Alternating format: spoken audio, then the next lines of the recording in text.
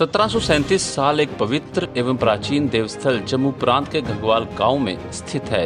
ये प्राचीन स्थल नरसिंह भगवान का मंदिर है। घगवाल नामक ये गांव जम्मू पठानकोट राष्ट्रीय राजमार्ग सांबा से लगभग 15 से 20 किलोमीटर दूर पठानकोट की तरफ मुख्य सड़क के निकट ही बसता है। इसका परिसर बड़ा विशाल एवं भव्य है। ऐसा माना जाता है कि इन प्रतिमाओं अर्थात पिंडी पूजन से हर प्रकार के बुरे ग्रहों का नाश होता है और जिन बालकों का जन्म गंडमूल नक्षत्र में होता है उनको यहाँ लाकर पिंडियों के समक्ष पूजा की जाती है। ऐसे बालक ग्रह के दोष से मुक्त हो जाते हैं। इसी कारण आसपास के तथा दूर दूर के क्षेत्रों के लोग आकर गंडमूल में जन्मे बच्चों के ग्रहों के बुरे प्रभाव से सुरक्षित रखने के लिए इन पिंडियों के समक्ष पूजन करवाते हैं।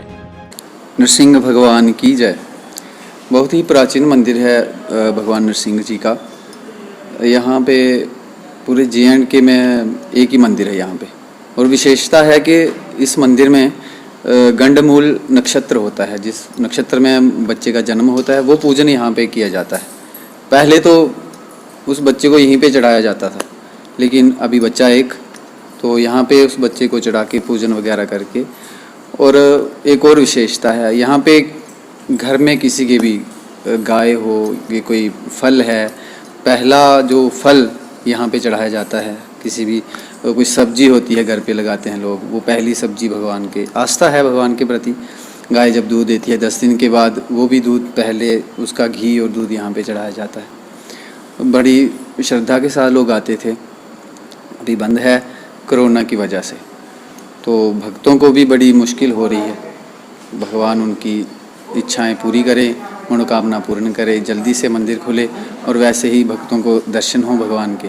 प्रकट होने की कहानी जो है वो भी बड़ी अद्भुत एक चमत्कार है कि मलानी गांव की एक औरत थी। वो सनूरा गांव में जाया करती थी दूध लेकर, और वो दूध वहाँ देकर बेचकर पैसे से अपना वो गुजारा चलाती थी। तो एक बार क्या हो गया कि वो जा रही थी कि रास्ते के दरमियान, मलानी और सनूरा के दरमियान में, तो उसके पाँव को ठोकर लगी और उसका दूध जो था वो नीचे गिर गया।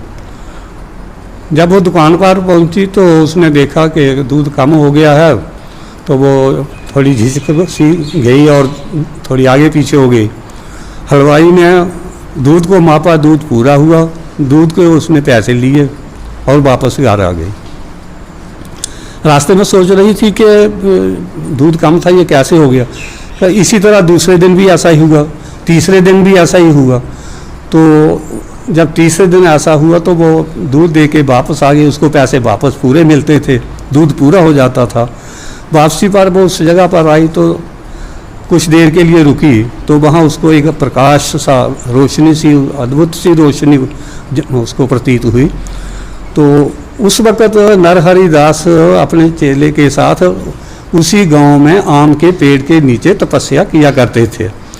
तो वो सीधी उनके पास चली गई। बाबा जी ने देखा, घबराई हुई थी, कुछ हताश थी, तो उन्होंने कारण पूछा तो उसने बताया। तो बाबा जी उनके पीछे पीछे उस स्थान पर आ गए। तो बाबा जी वहाँ बैठे, उन्होंने अपने इष्ट को, भगवान को स्मरण किया। तो उधर नरसिंह भगवान भी प्रकट होने की इच्छा से वहाँ उतावले थे।